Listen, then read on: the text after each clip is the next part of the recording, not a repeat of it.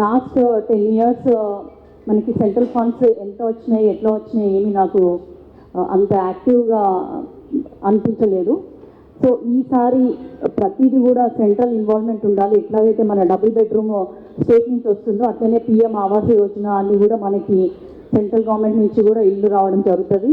So దాంట్లో ఒక active participation. తర్వాత smart city last July 31st end అవుతుంది. కానీ మేము లాస్ట్ సెషన్ అప్పుడు మన సీఎం రేవంత్ రెడ్డి గారు అట్లాగే మేము వెళ్ళి ఎక్స్టెన్షన్ అడిగినాం మనోహర్ లాల్ ఖట్టర్ గారిని, honourable minister for public affairs.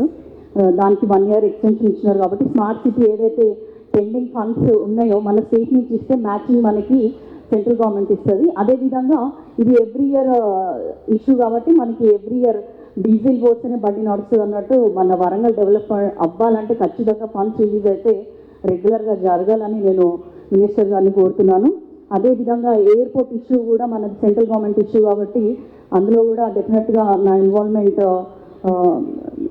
ఉంటుంది అని నేను అనుకుంటున్నాను. అట్లాగే మొన్న వరంగల్ కలెక్టర్ గారితో మాట్లాడినప్పుడు ఆర్కియాలజికల్ సర్వే ఆఫ్ ఇండియా వాళ్ళ ఆధ్వర్యంలో మనం వాళ్ళని కన్విన్స్ చేసి మనకి వెలికితీసిన 14 టెంపుల్స్ ఏవైతే పురాతనమైన ఉన్నాయో అందులో విగ్రహాలు లేవని చెప్పారు. అవి కూడా మనం ఇన్స్టాల్ చేస్తే కనుక మన వరంగల్ని ఒక స్పిరిచువల్ ఎకో టూరిజం హబ్గా డెవలప్ చేసుకోవడానికి అవకాశం ఉంటుంది. దానికి మినిస్టర్ గారి సహకారం కావాలని కోరుకుంటున్నాను. అట్లాగే ఇంతకుముందు హన్మకొండ కలెక్టర్ మేడం గారు చెప్పినట్టు సైన్స్ సెంటర్కి CSR ఫండ్స్ కావాలని అడిగారు. దానికోసం కూడా నేను సెంట్రల్ గవర్నమెంట్ నుంచి నా వంతు సహకారం అందిస్తాను.